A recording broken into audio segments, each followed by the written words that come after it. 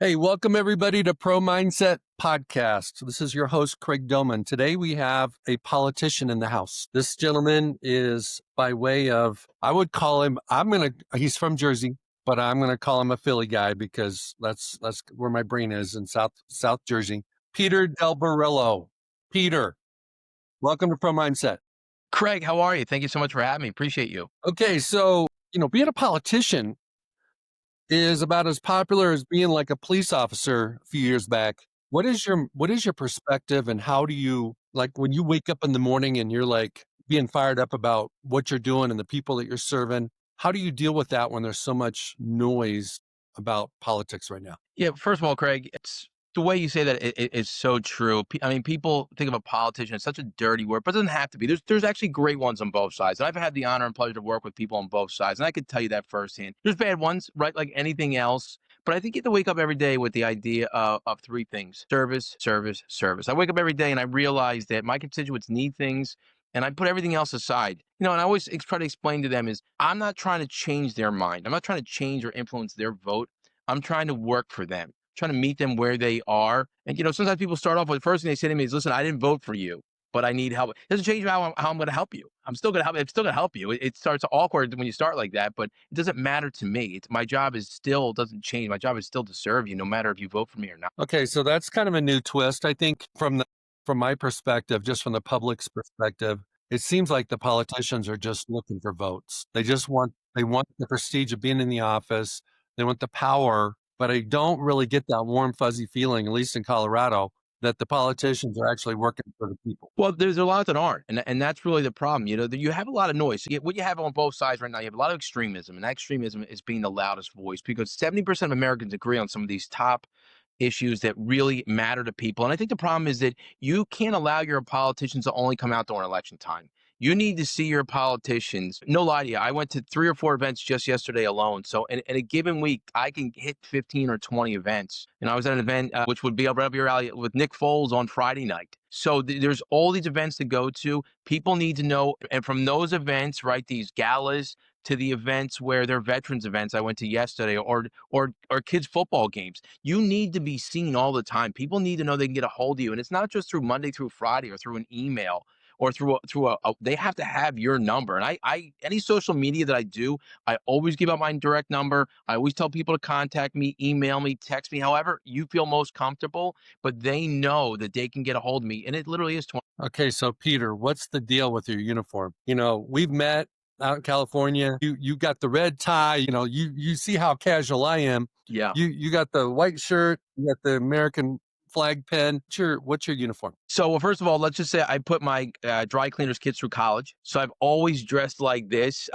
I changed it up a little bit, right, to make sure that it looked more political, and this is the political look. But I do consider it my uniform. I put it on 7 days a week. You could ask my wife. I wear this 7 days a week. I want people to know who I am. It is a little bit of marketing, so they know who you are. They can recognize you. They know you're somebody. They know that they know you from somewhere. I do a lot of social media, which is now really big in the political world. It wasn't when I first started, but now it's huge, and that's how I connect with constituents on an everyday basis. You can reach out to me, but I let them know what's going on, events that are happening, where I've been, where I'm going to be, where they need me. So that's the big thing. But this is how my look is 7 days a week. I've always dressed like this since I was 7. I just changed the color of the tie. Okay, so I don't want to go too far down this political road, but I got to ask you one question that has to do with politics. What do you stand for that you believe that when other people see what you can do in that area, whatever area that is, you won't be where you're at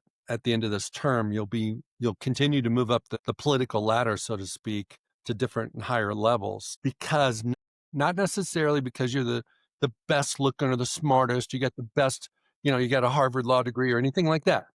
What you stand for. What do you stand for? First thing I stand for is I stand for our American flag. And I always tell people, listen, the only time I kneel is before Almighty God. And I think what I stand for every single day is to be the voice of the people who don't have one. People think every single day that their politicians don't think they matter. And a lot of places they don't.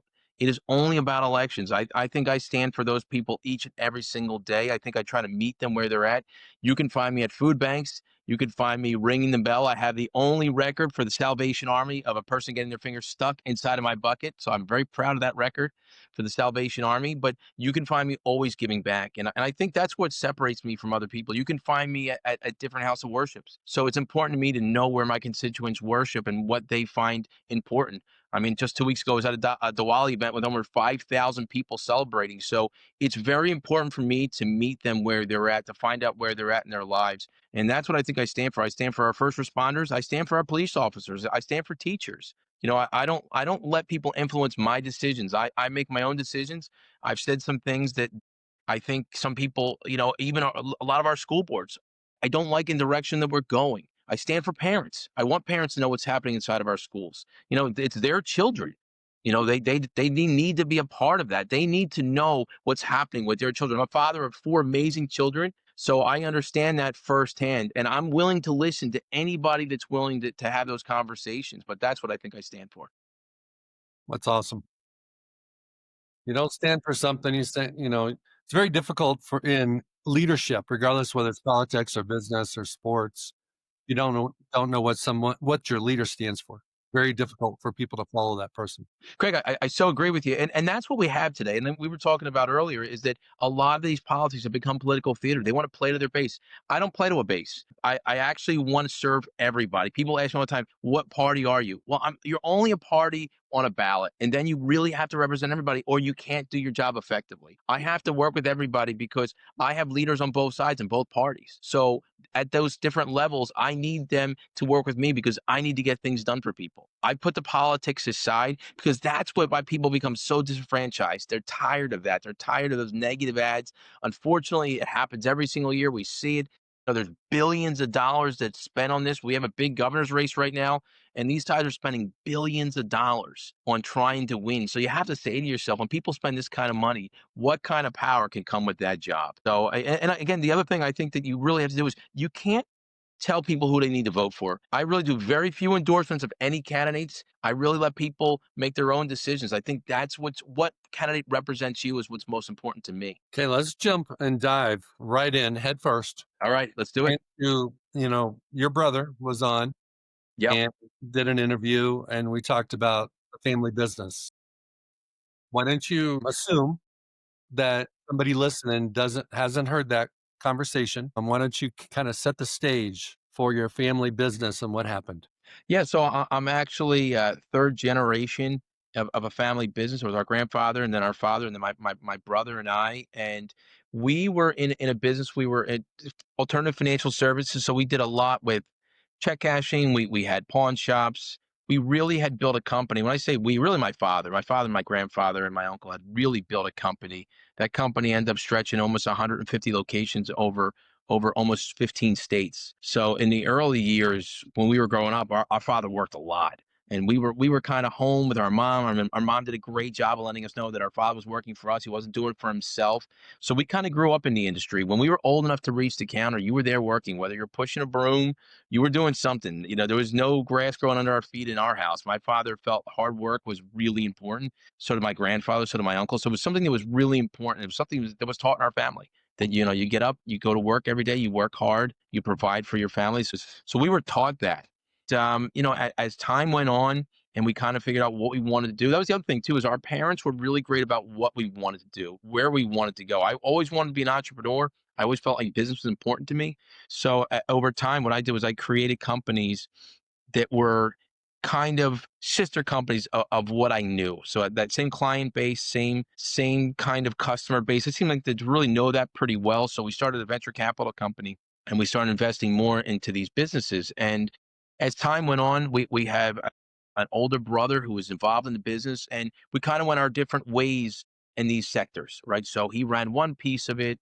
My brother Chris was going to school to be a doctor, which is always nice, right? And had the handwriting for it as well. So he was going to be a doctor, and I was running these different divisions of our company. And over time, you're doing your thing. You're a family. We're an Italian family, so we try to spend Sundays together. We always had that rule: no business at the table. But Craig, that's Italian families, which I think I said to you before. It is gravy. It is not sauce. I just want to be on the record for that. I think that's one of the most important things that I tell people. But we would spend a lot of time together as a family.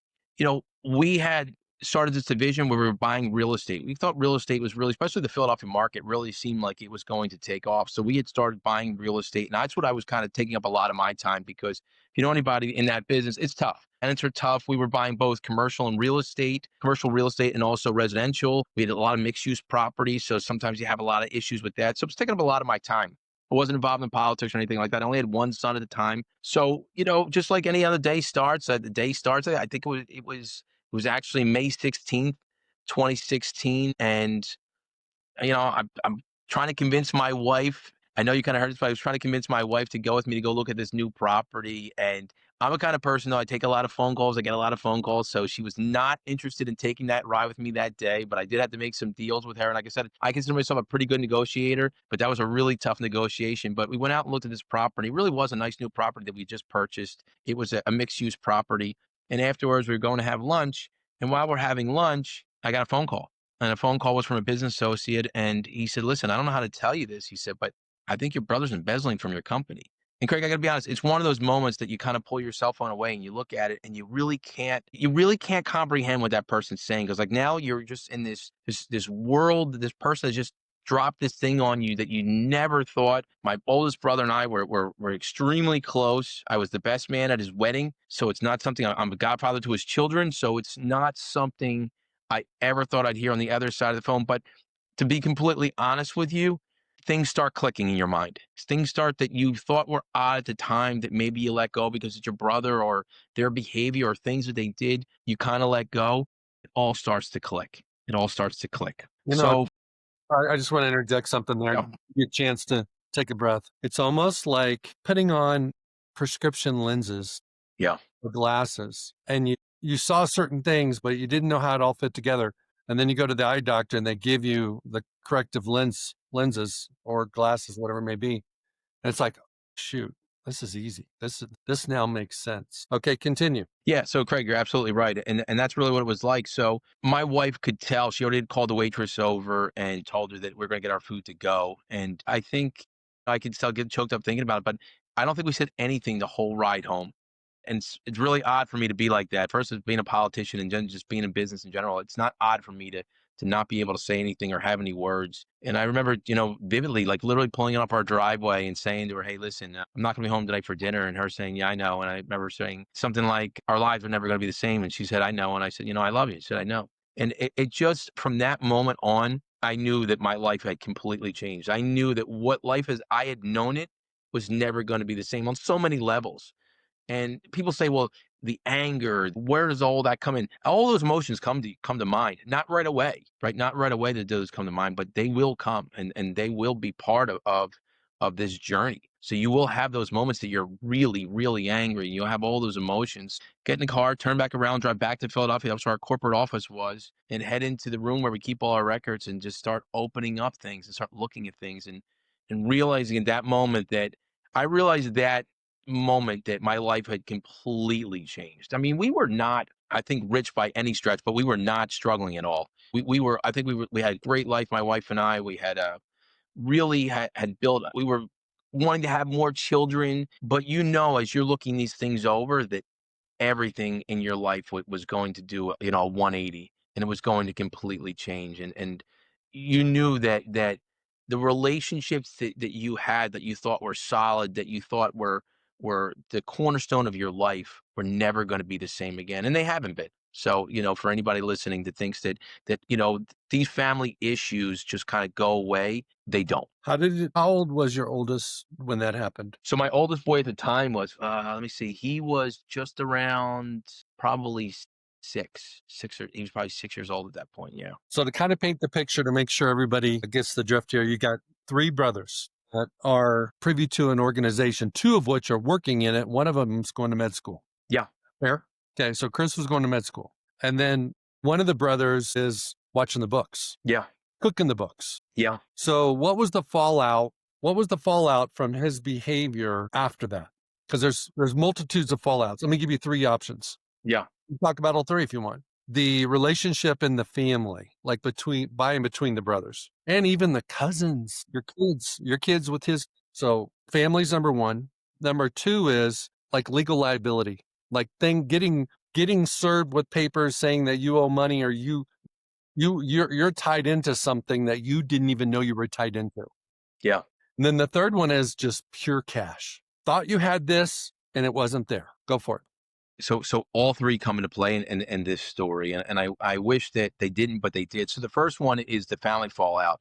That's not the initial one. The initial one is the financial, because the family at that point is, don't forget, his son and my son were close. I was close with his wife and his other children. Like I said, I was godfather to his children and best man at his wedding. So at first, you're all trying to figure it out together. And I think over time, people start to kind of take sides, maybe, or you start to look at them a little bit differently. They look at you a little bit differently, because now things are starting to come to light, and you're starting to say to yourself, "Wait a minute, how did we get here? What got here?" Then the first thing is the financial part. You know that number one, you have a company to run, right? You have employees. We call them team members. So we had team members. We had a lot of liabilities. We had real estate. We had mortgages. You have all of those things. So you're thinking to yourself, where do we go from here? And then you realize, basically, Craig, we were broke. We had nothing. When I mean nothing, we had nothing. We were actually negative. And then you have to start making these calls to business associates and finding out, by chance, do you owe them money? Is there a chance that you possibly could owe them? And as you start making these calls, you find out you do. And we owed out hundreds and hundreds and hundreds of thousands of dollars, and millions of dollars was missing. So you're like, wow, like, where do we go from here? I think it's that now you're trying to think too in your organization, who else was in on this, right? So who else may have known? What did they know? When did they know it? And you got to be careful too, because like you're saying, with that liability, is you can't just start accusing people, right? You can't go on a tear and start letting everybody go either, because you need to know what they know. I wasn't part of those day-to-day transactions for that organization, so I didn't know some of the key people that worked on that in that division every single day. So you don't know what you don't know, and then you have to start making really hard decisions. And those really hard decisions, and those days and nights are long and they're dark, and you spend a lot of time trying to not go backwards, but go forwards. But I think the human psyche sometimes does that, Craig. I think it takes you back to say, why didn't I see this then? Or why didn't I see this? Or why didn't that stand out to me? So I think that's where you have to, anybody listening that's going through this has to really said to themselves, okay, don't worry about going backwards. You'll go there. You will go there. Right. But look forward first. Look forward, because you have to solve what's in front of you first. You can go backwards, but not yet. Before we move forward, now that you've had roughly, 9 years, 9.5 years since this episode, when you psychoanalyze your brother, what was the driver for him? Because when I talked to your brother, Chris, we never talked about this, but I'm just curious, because you got same DNA, same parents. What happened? What happened to him that put him in a position? Was it to keep his wife happy? Was it to live a lifestyle? What was the driver for him? Because everybody, to do something like that to your own family, the driver's got to be more important in his mind, has to be more important than the family at that point in time. Otherwise, he wouldn't have did it. Yeah, that's a great question. So I think one of the things was Tommy and Chris and I. Tommy was actually our half brother. So my mother had been married previously. It did not work out with her first husband. She met my father. My father adopted him, and there had been some things in his past that we thought may have led to this. I believe there was a time where his father had another son and named him the same name. So imagine now, Craig. He's Thomas, and there's another Thomas, right? And they were close in age, so they almost would have been in the same school together at the same time. So I had only found this out. My parents didn't make a big deal about it. I only found it because I found his baby book, and obviously the name didn't match. So I asked my mother, and she told me, and I was pretty young when she had told me that, and she asked me not to say anything, and I never did. I never brought it up actually until that moment. In fact, that was actually after this kind of started to happen. I actually told Chris. He had no idea. There was always a little bit of questions growing up, like, hey, why does he look a tad bit different? His hair was a little bit darker. Chris and I look a lot like we have a sister as well. So we all kind of resemble each other. The other thing was, why wouldn't he have been Peter? My father's Peter. Wouldn't he have been Peter? He'd been the oldest son. But nothing where anybody really pries. So whether they knew or didn't know it, and my parents didn't make a big deal about it. We were all the same. They treated all their children the same. They made us all feel equal. We all had. So I had always kind of let some of his behavior before all this go because of that reason, because of the idea of, now I got to be honest with you, my father is a phenomenal man. And I'm not just saying that, I mean that. He treated him the way he treated the rest of us. In fact, Tommy's father ended up passing away. My father said, listen, I'll take you to the funeral. I'll go with you. And he said, I don't need to go because you're my father. So I believe some of what Tommy had going on in his life, I can't tell you. He never fully told us why. He never gave us a reason.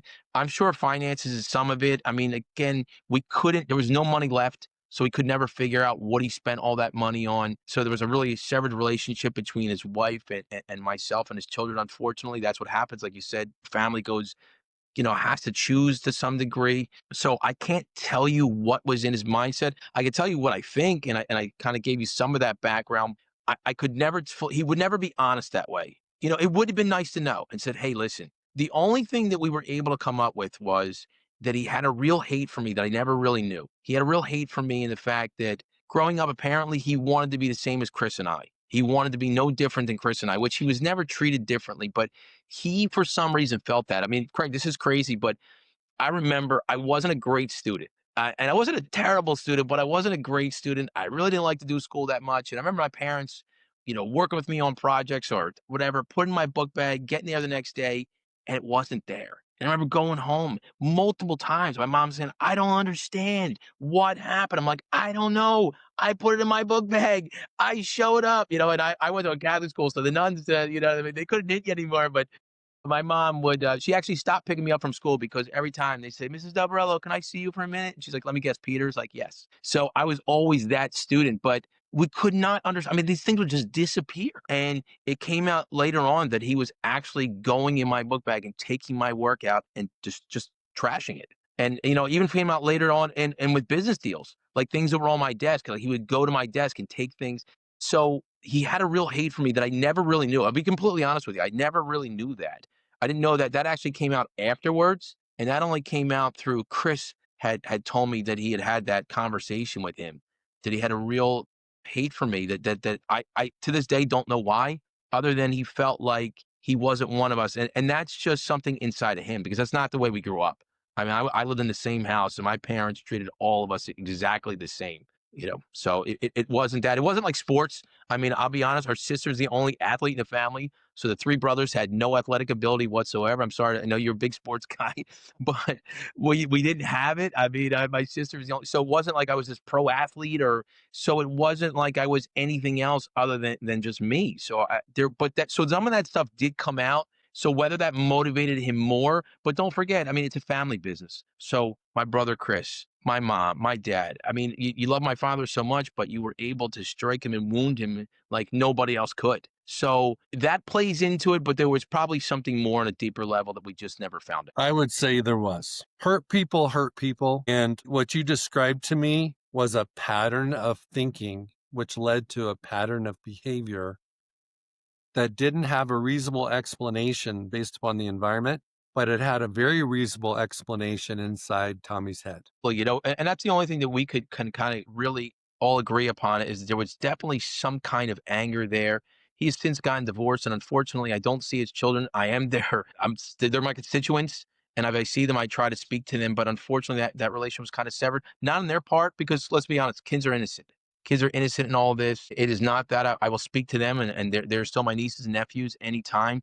But that's their dad, right? So I respect that boundary. I respect that line. We've never spoken again. We had one more conversation when I really just wanted just to be honest because I needed to know where I stood and where we were financially, or if there was anything left or anything that we could come out of this. And he, again, just couldn't be honest with me. So we have never spoken since that time. Actually, I saw him one other time when he's actually led to financial crimes. He actually was charged, and I saw him that day that he was sentenced. And I remember saying something like, I remember being there and raising my hand in the courtroom and the judge saying, I'm sorry, somebody's raising their hand. Because I didn't know any way to get in touch with the judge because I wanted to say something, Greg. I don't know if I wanted to wound him, but I wanted him to know that we weren't as bad as he had thought we were going to be. That things were going to be completely different for us. But I remember saying to the judge is that, people talk about the monsters under your bed, but it's the ones that show up at your house on Sunday, smiling, that are more scary. And I knew she knew exactly what I meant. So I just wanted to get that off of my chest. I wanted him to know that no matter how hard he thought he wounded us or how hard he thought that he had hit us, that we were getting back up again and we were getting back in that game and we weren't going to go out like that. Dang. Okay, so what do you attribute to your and Chris's resilience in responding to that situation where you had a lot, you lost a lot, you lost it all, and it wasn't even your doing, and it was somebody that was, you grew up with in the same house. How did you create, develop, and exercise resilience to bounce back? So I think, it's important to know that before I was a politician, Chris was a politician. And the first campaign we ever lived through with Chris was really nasty. I mean, at the local level, I mean, you see it on a large scale. You could see where even our last presidential with between Trump and Kamala, you see that negative nasty. You see the commercials, but your life, you're probably not going to meet either one of them, right? So you hear it, but when you run on our level, you see these people every day. You see them at your local supermarket, you see them out with your children. People know who you are, right? So it's really damaging because it's people that you worship with, your friends, your neighbors. It's really damaging on this level. So I think we had grown a really thick skin. We knew who we were. We knew what we were about. We knew that what we were willing to do. We had always been a family that had given back. It's part of our mission, not as much as we had probably wanted to, and that's one of the things that we changed. Our mission had changed, so there was some. You have to look for that silver lining. You have to look for that thing that separates you from everybody else. For us, it was in business was hours or the amount of time we were willing to put in, or how we treated our team members or our customers. In this one, we were in a fight for our lives, and this time we were going to do it differently. We were not going to go down like that. We were going to make sure that, number one, that we put new protocols in place. That was the first thing that we did. And then the next thing that we were going to do was we were going to make sure that our mission had changed from maybe being successful and growing, this venture capital company or growing our companies into giving back more. So that was the next thing that we did. That was most important to us because we realized that at the end of the day, for very little that we had at that point, which was basically, I'm mean, honest, we had nothing. We had no money. The very little that we had left, we literally had to liquidate everything. My son had to give up even savings bonds. I mean, it's crazy to think that you were cashing your kids' savings bonds, but we had to. We had nothing left. And in order to continue to run the company, I mean, you start defaulting. And once you get into that cycle, and that's why I feel bad when I hear about people in that cycle. Once you get into that cycle, you can't get out of it. Once you start defaulting on properties and your payroll is not getting through and you're not paying your staff and you're not paying your bills, it's almost impossible to get out of that. So we were hell bent on never letting that happen. And there was times we came very close. I mean, there was really days that like you're watching, you're saying, my God, hoping that everything clears to make sure just to live another day. Okay, so you guys have authored a book. What is your take on your motto, the message, the life message that you want to pass on to help other people, especially families and relatives that have had one of their own betray them? So this happens so often. You know what we discovered was that it happens really often. It just never gets reported because people don't want to put their family members in jail,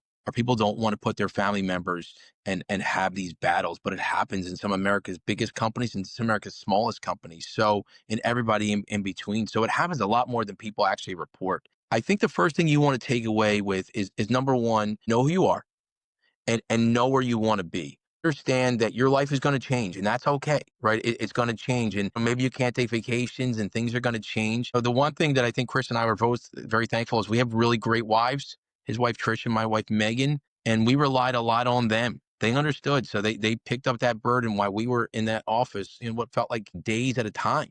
I mean, it felt like we weren't even seeing them. But the next thing I think people need to realize is be honest with yourself. Figure out honestly, look inside of here and say to yourself, where do I want to be from here? How did I get here? How do I go forward? I think that was the thing that Chris and I and stay true to your mission.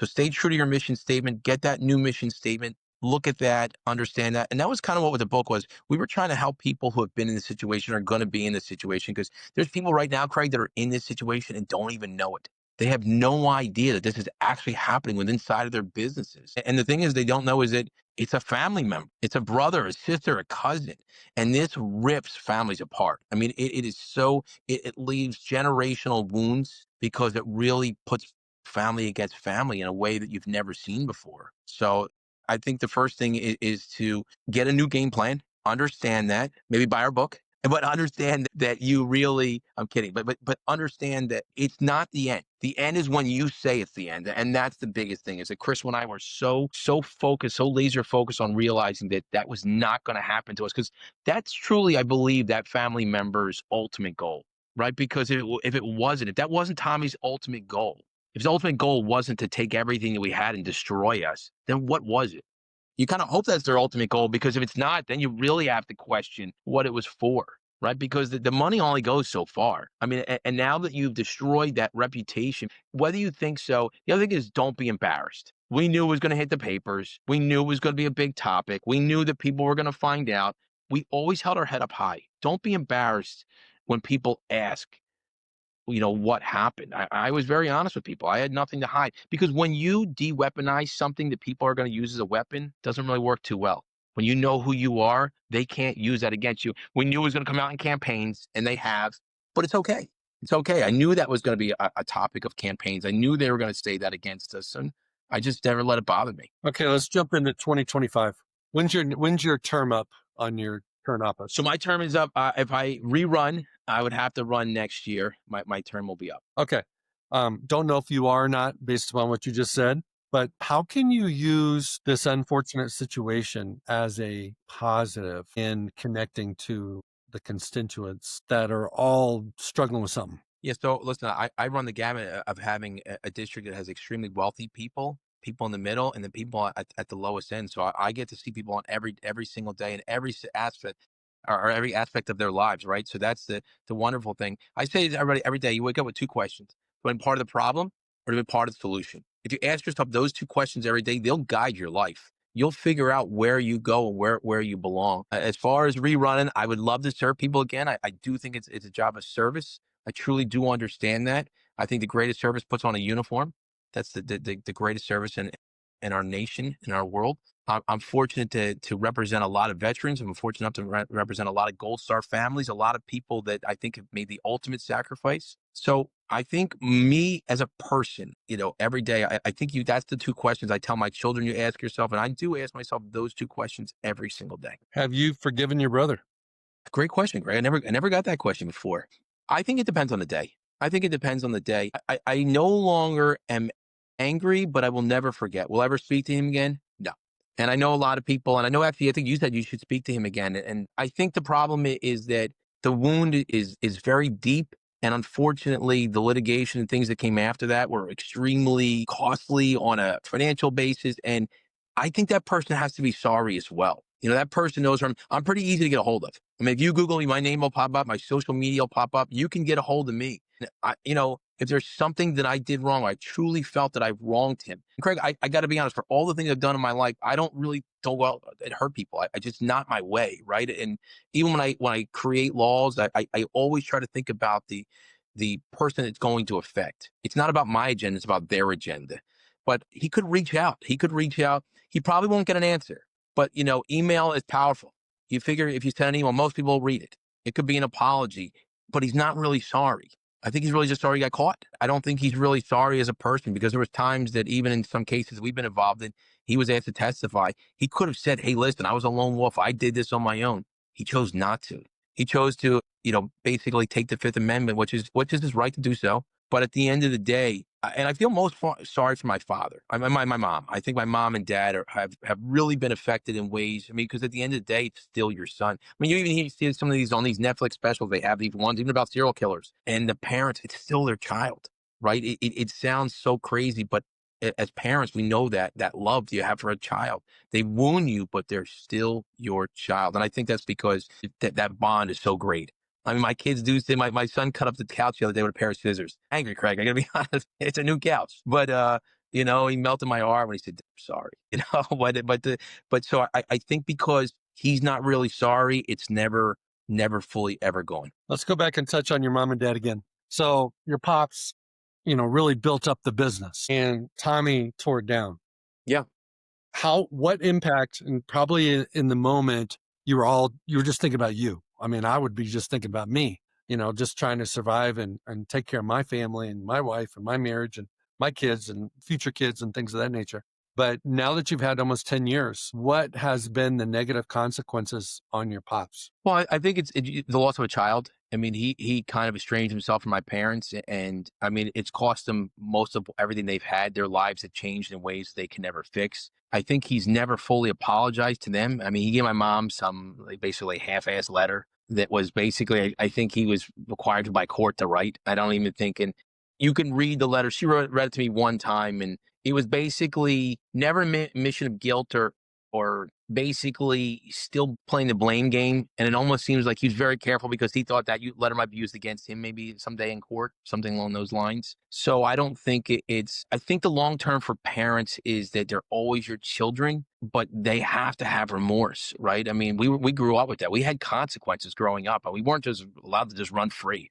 I mean, we were pretty disciplined in my house, and my parents were great. I mean, they still are, but the discipline also has to come from that person to say, hey, I'm wrong. I'm sorry. And again, if you had a real hate for me, you could reach out to Chris. Chris is pretty easygoing.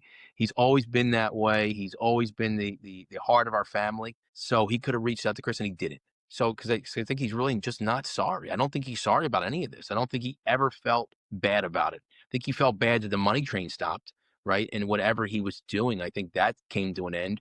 And then all the people around you that you were so nasty and negative to. That's the other thing. He was very nasty to some of our team members. And I think I should have stepped in more for that. There was times that I did, but I kept saying to myself, God, because Craig, go back to that idea that you're another Craig Domann out in the world, right? Your father has another son named in the same exact thing, right? He's very close to your age and you don't really exist anymore. This other person has your name. They exist. So I think, but that's where my dad stepped in and said, hey, listen, your last name is now DelBorrello. And my mom fought for that and he got that. And that's the other thing was I was angry about that because I think our family had a great name, had a great reputation. I felt like that he really drugged that through the mud. I felt like he's changed his name. If I could have asked for anything on my wish list, him changing his name. But at the end of the day, we just found a way. He said, I did let a lot of that anger go, and it no longer controls me because I think in the early years, and I think really the first year, you really have dark days. And I think my wife could tell you more about that. But they're dark days. They're really angry days, especially when deals and stuff came up, and you couldn't do them. And then people knew about your financial situation. So that's where I think you can't let it control you because people will find out and people will talk behind your back. But it's like anything else. I get, it's like when the negative ads come out. Sometimes I'm like, I didn't even know that about myself. You know, I didn't know how they knew that. I didn't even know that about myself. So I don't let it bother me, right? I know who I am. And I think the biggest thing is you let your actions speak more than the words. So 4 boys? I have four wonderful sons. Yeah, I'm very lucky. Okay, so 4 sons, my 4 sons. How are you training them? What is the ages of the 4? So my oldest boy is 17, and that's my son Jackson. My next son Peter is going to be 6, and my youngest boys are twins. They're mirror twins, which is where I get this gray hair from, Craig. But that's Nicholas and Blaze, and they're 3 years old. Oh, so you got quite the range. I go from diapers to one's driving, so I literally run the whole gamut of life with these 4. Well, it looks like to me that after this thing happened, you put the brakes on the family growth to kind of Yeah, figure things out. And then yeah, when you got things figured out, you got back into the baby business.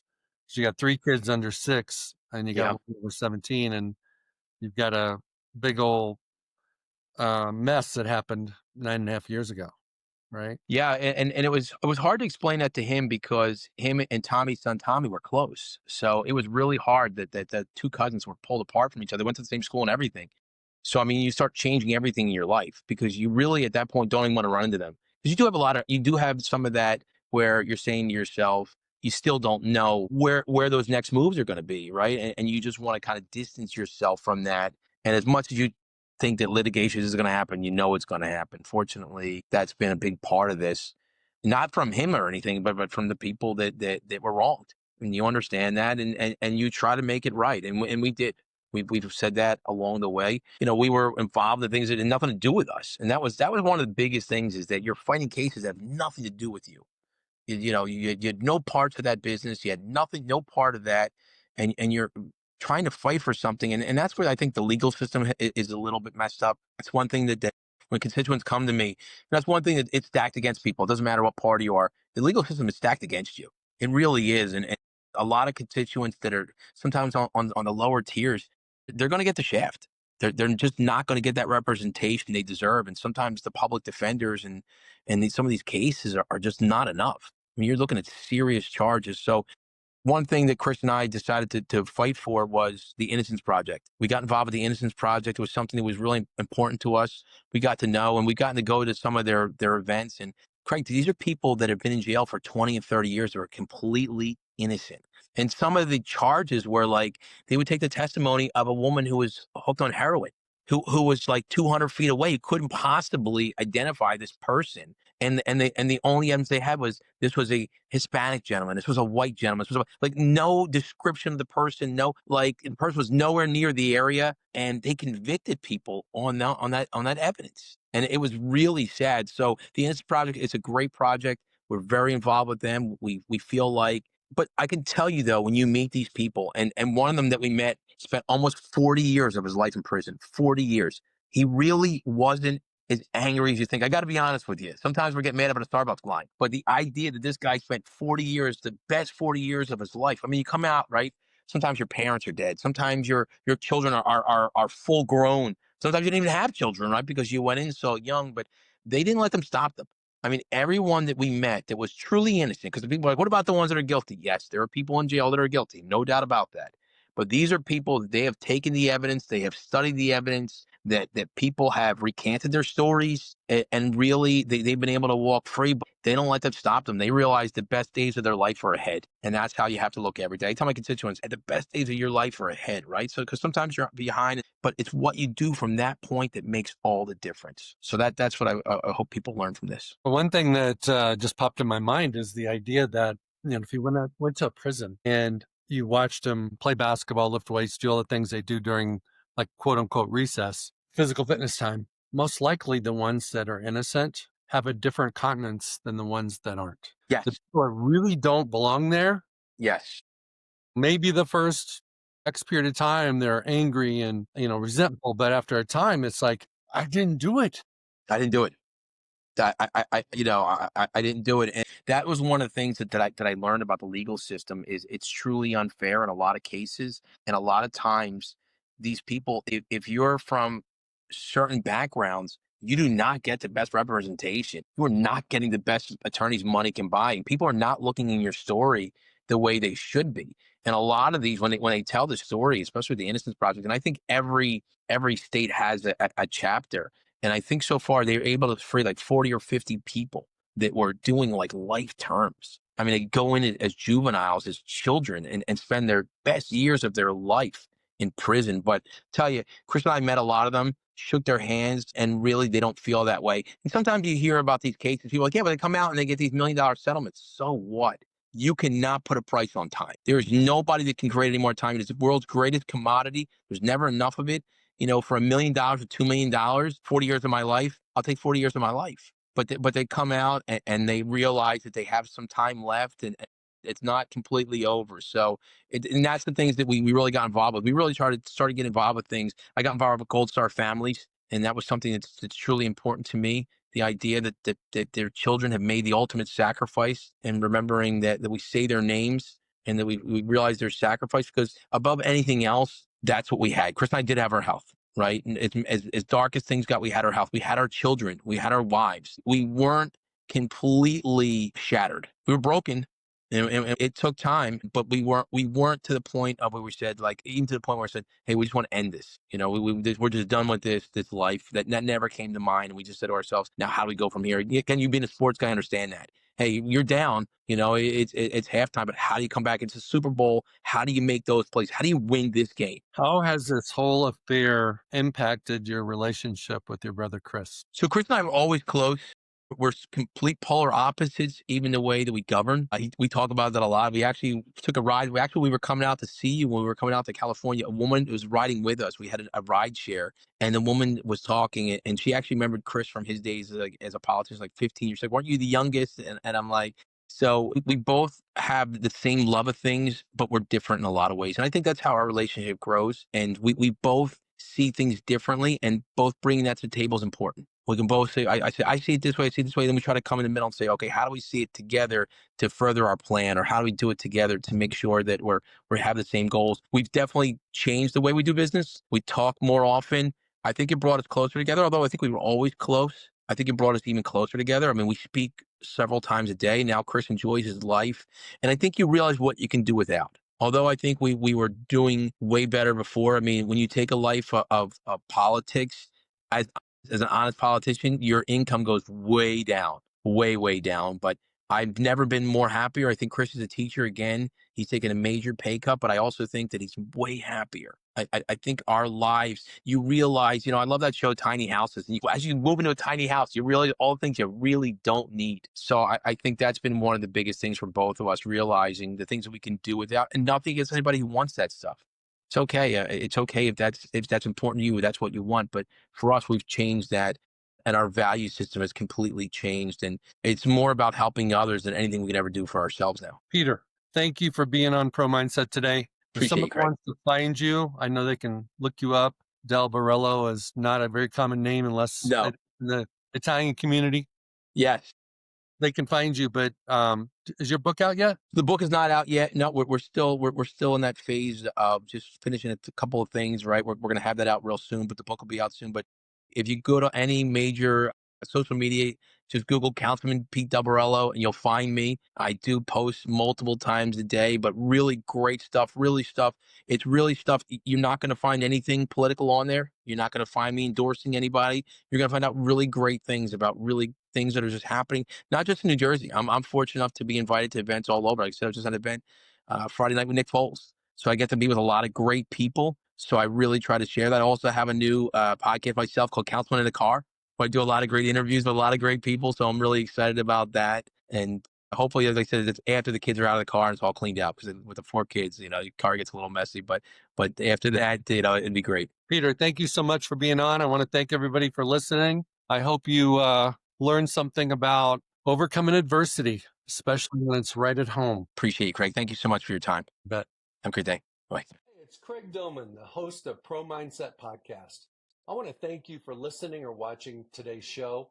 And you can catch us every week on the normal social media platforms like YouTube, Facebook, Instagram, and all the listening podcast platforms. I hope you enjoyed today's show. And more importantly, I hope you gained a pro mindset insight. Please be sure to rate and review Pro Mindset Podcast. And I look forward to catching up with you on our next show.